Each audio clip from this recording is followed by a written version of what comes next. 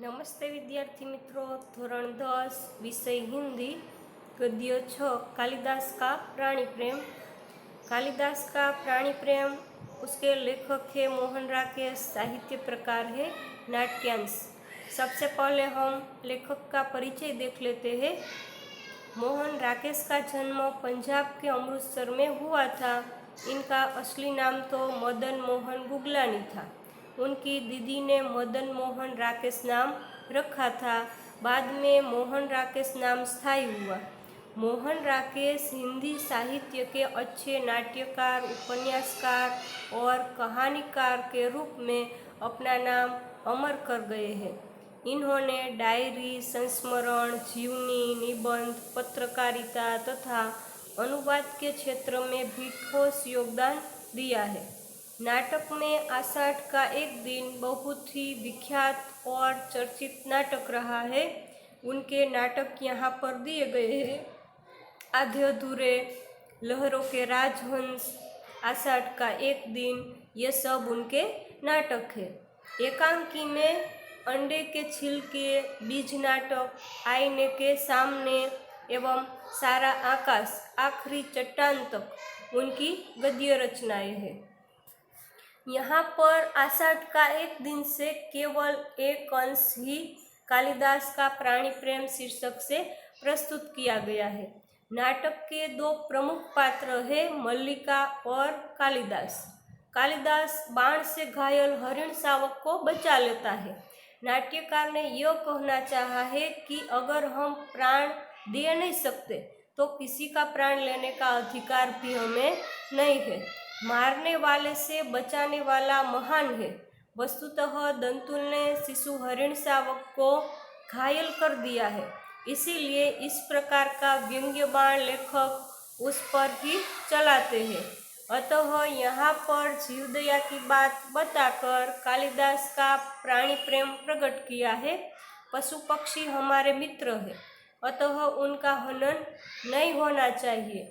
पर्यावरण की रक्षा के लिए पशु पक्षियों का अनन्य महत्व है।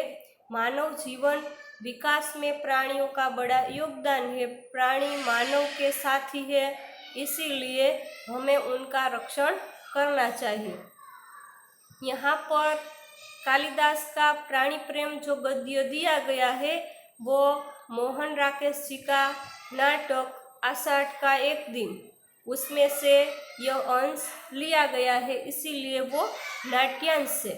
यहाँ पर कालिदास का प्राणी प्रेम दिखाई पड़ता है जब राजपुरुष दंतुल हरिण शावक पर बाण चलाता है, तब कालिदास उस हरिण शावक को बचा लेते हैं।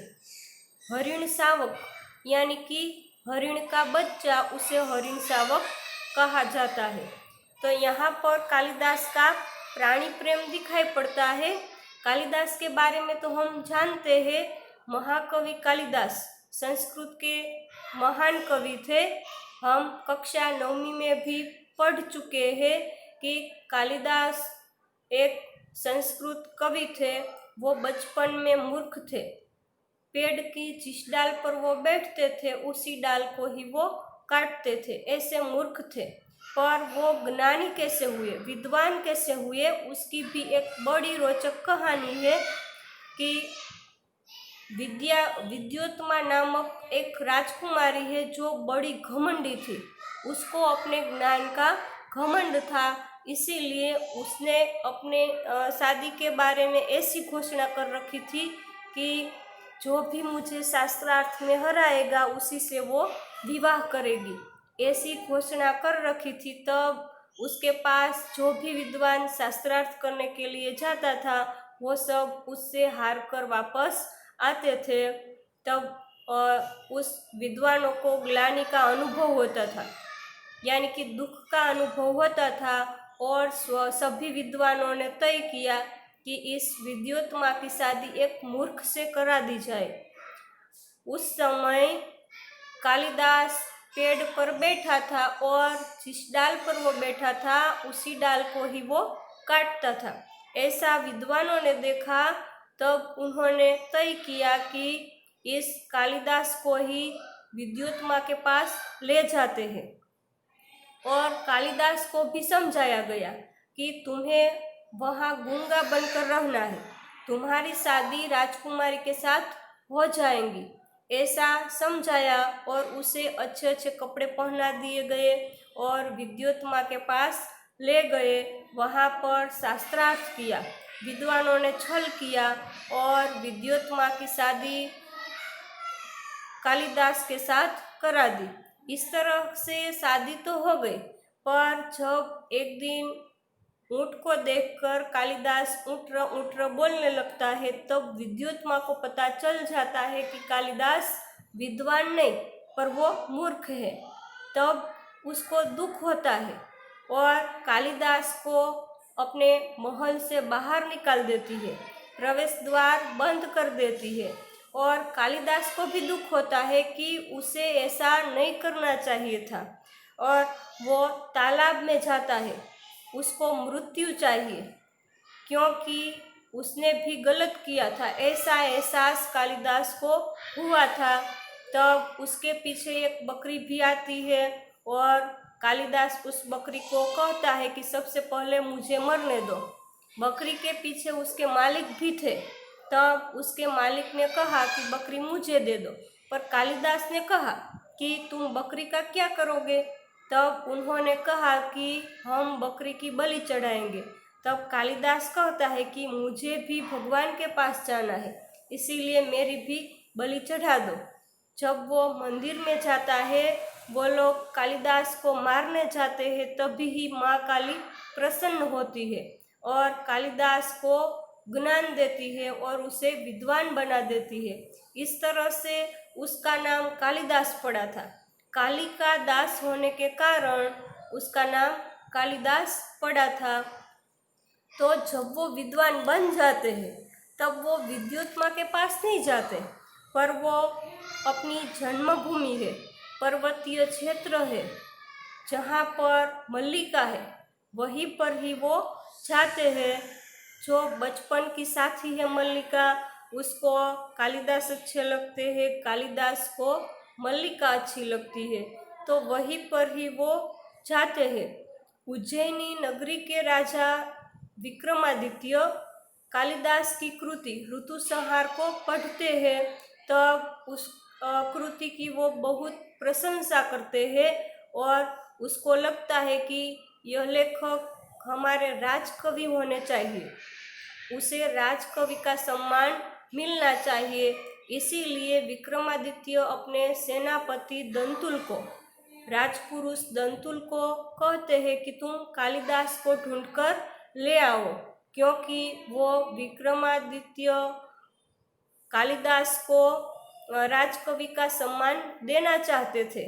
इसीलिए ऐसा कहते हैं, तो राजपुरुष दंतुल कालिदास को ढूंढने के लिए निकल पड़ता है और वो पर्वतीय क्षेत्र में आता है। वहाँ पर वो प्राणियों को देखता है, तब उसे लगता है कि शिकार कर लेते हैं। शिकार करता है, वो एक हरिण शावक पर तीर चलाता है, बाण चलाता है। तब वो हरिण शावक घायल हो जाता है और वो कुलांचे भरता हुआ कालिदास की गोदी में आ जाता है। कुलांचे भरना यानी कि छलांग लगाना। तो कालिदास तो प्राणी प्रेमी है, वो उस हरिण शावक के बच्चे को प्यार करते हुए सांत्वना देते हैं। वहीं से हमारे गद्य की शुरुआत होती है कि कालिदास एक हरिण शावक को बाहों में लिए पुचकारता हुआ आता है। हरिण शावक के शरीर से लहू टपक रहा था। पुचकारना यानी कि प्यार करना।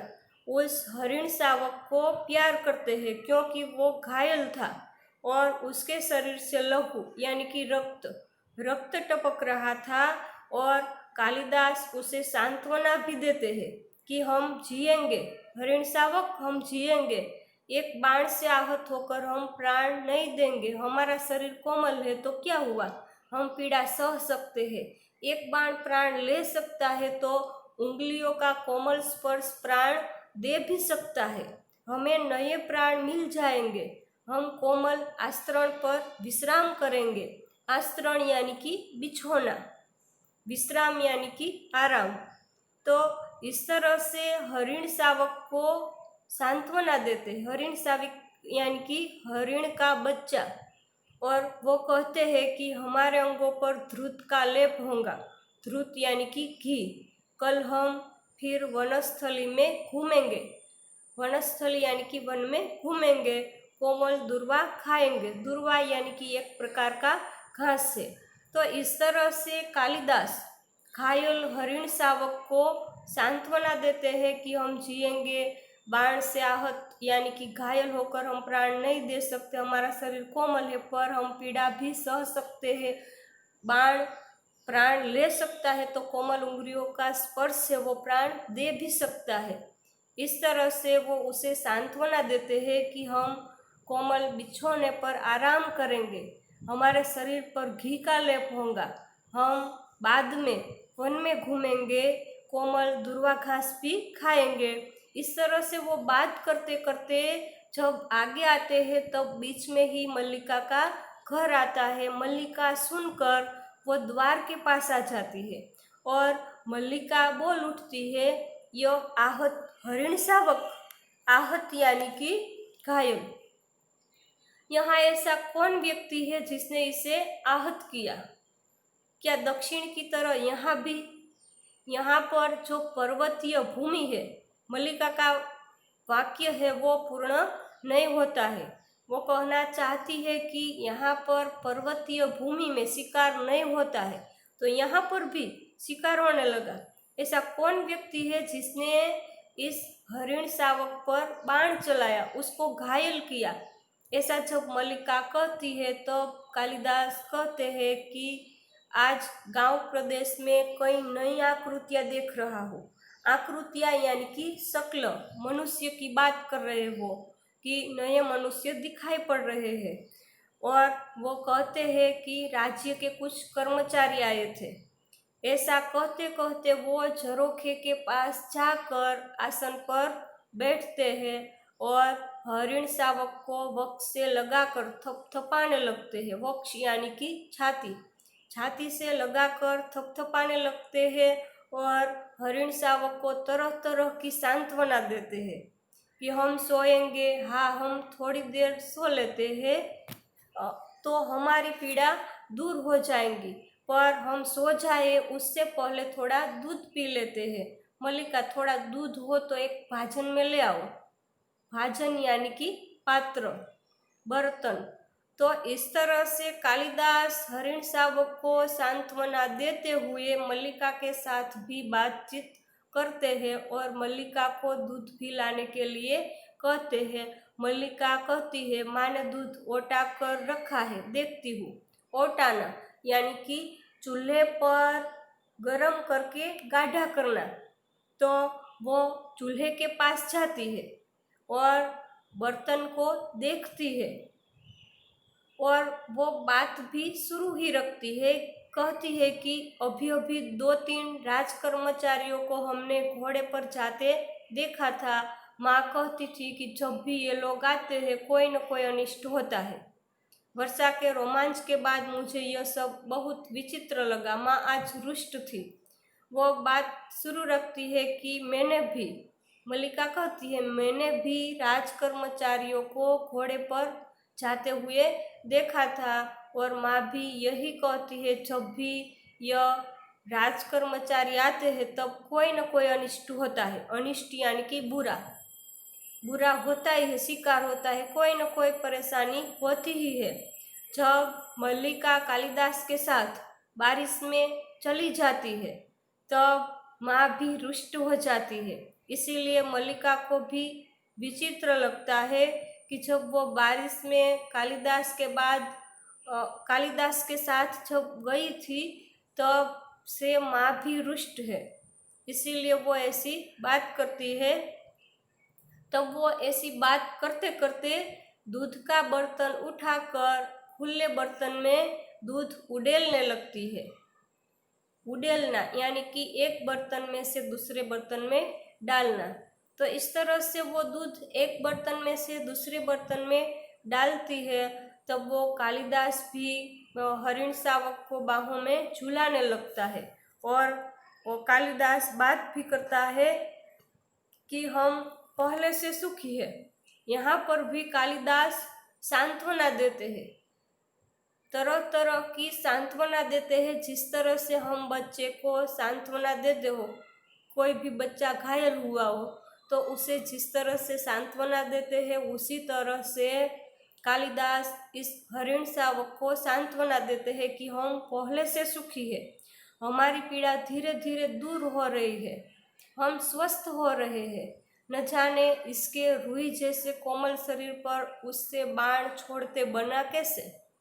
यह रुई जैसा कोमल शरीर है, यानी कि रुई यानी कि कपड़े, मुलायम कपड़े जैसा यह शरीर है, तो उस पर ऐसा कौन व्यक्ति होगा कि जिसने बाण छोड़ा। वह कुलांच भरता मेरी गोदी में आ गया।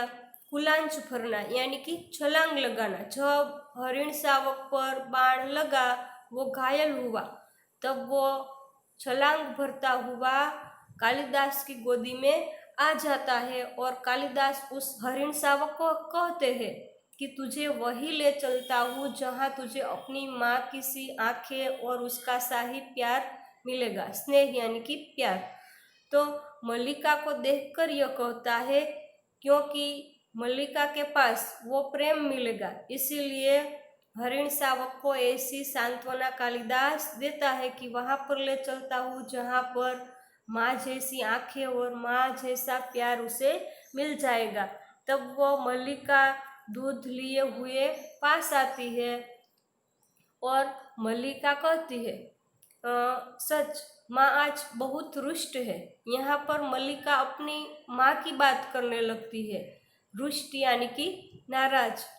माँ को अनुमान हो गया कि वर्षा में मैं तुम्हारे साथ थी, नहीं तो इस तरह भीग कर न आती।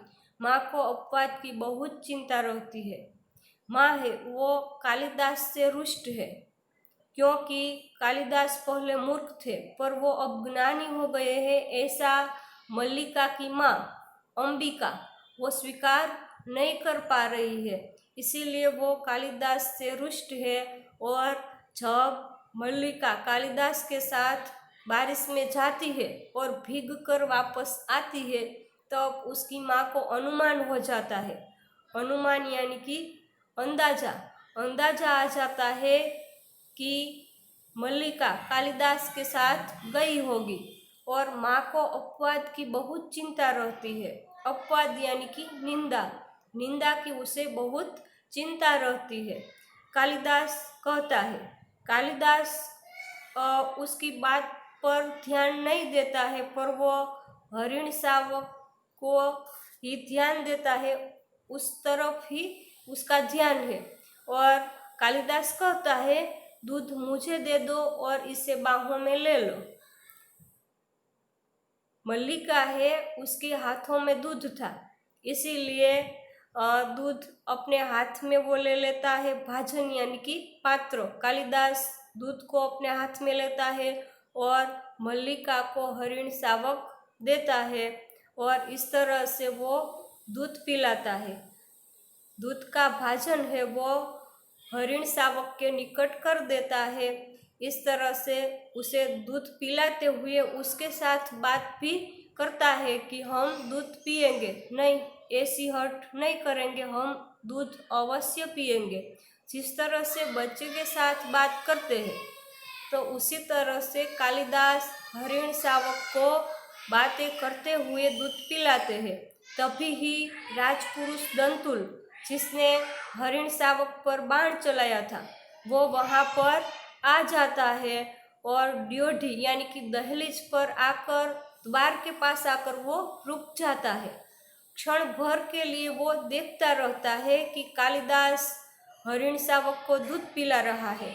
ऐसे इस तरह से कालिदास बोलता है, तो वो सब दंतुल देखता रहता है और दंतुल आगे बढ़कर उनके निकट आता है। आज हम यहाँ तक रखते हैं, आगे हम कल देखेंगे।